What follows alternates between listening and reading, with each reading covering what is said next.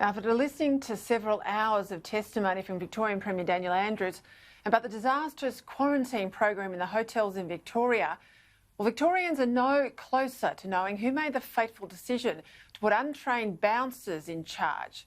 And we got hours and hours of weasel words from the Premier about the Prime Minister's offer of military assistance. Unfortunately for Daniel Andrews, the Prime Minister's offer was backed up by 3 official letters in under a week. And all of this matters because this isn't just the latest salvo of disappointment we voters have at diminishing standards and integrity in public life. It matters because at least 761 Victorians have died because of the hotel quarantine catastrophe. What we do know much better, thanks to the polite, firm and forensic questioning by counsel assisting today, Rachel Elliard, and from the answers from an increasingly rattled Premier, is that the decision to use private security guards was made right at the start of the program. It's crystal clear that he did know from the very beginning that this was a private security matter protecting Victorians at the front line of this disease.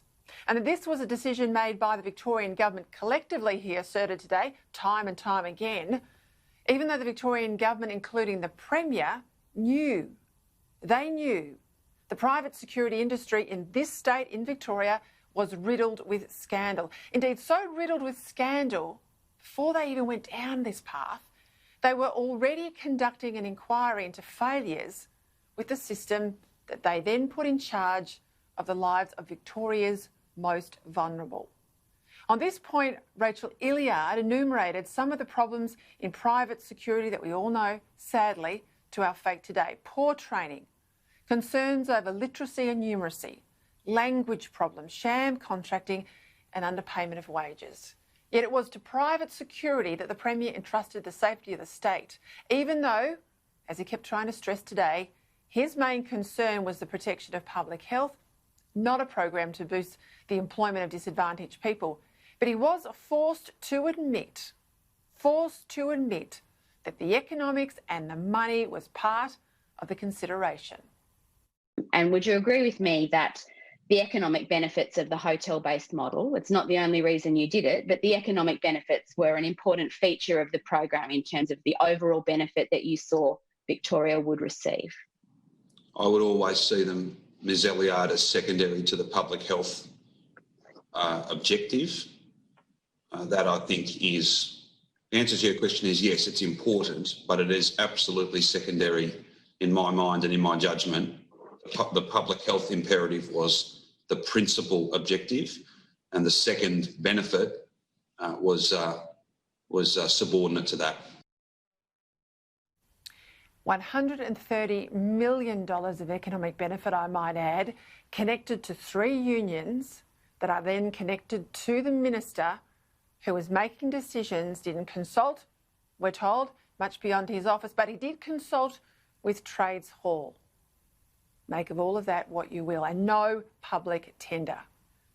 Now, what's beyond doubt, thanks to evidence today, is that the establishment and management of hotel quarantine in Victoria, without a doubt, an absolute shambles. What's also beyond doubt is that the Premier, who's so coolly in control in his media conferences, where he farms out his questions, often to journalists who are the recipients of government drops, is not the same Premier we saw today under sustained questioning from someone with all the facts at her fingertips and no axe to grind other than seeking the truth on behalf of Victorians and indeed all Australians. Now, obviously, the findings of the Board of Inquiry are a matter for the Board. They will come in due course, and I won't preempt them tonight, but it's hard to imagine that the government can emerge with any reputation for competence or integrity out of this. An early casualty must be the Health Minister, Jenny Mikakos. Yesterday, she told the inquiry that she only knew that security guards were in charge in May after the outbreaks. Well, today footage emerged of her and Minister Martin Pakula discussing this all weeks earlier. All of those passengers returning will now undergo mandatory 2-week quarantine at those Melbourne hotels with security guards in place. What we have seen play out across Victoria in recent weeks is overseas travellers coming back, getting sick, testing positive, and then infecting other family members. So by them being quarantined in a hotel, it's actually their own family that is being protected as well as the wider community. So we ask for their understanding. If the Premier hasn't got the guts to sack you, Jenny Mikakos, you must resign. Even your own major health union backers say you should go. But in the end, the buck stops at the top. This is one of the greatest public policy disasters in Australian history. The Premier must take the blame and he should shoulder the responsibility. This afternoon, he was reduced to telling the inquiry that it would have a greater understanding of how his government had worked than he did. Frankly, it was about as embarrassing and as humiliating as it gets in a democracy. I'll say this tonight. Daniel Andrews will not lead the Labor Party at the next election in Victoria in 2 years' time. And as a result, Victoria is now led by a lame duck Premier. Daniel Andrews should resign, and if Victorians are owed anything, they are owed an election now, an election they so thoroughly deserve after the last 7 months of catastrophe.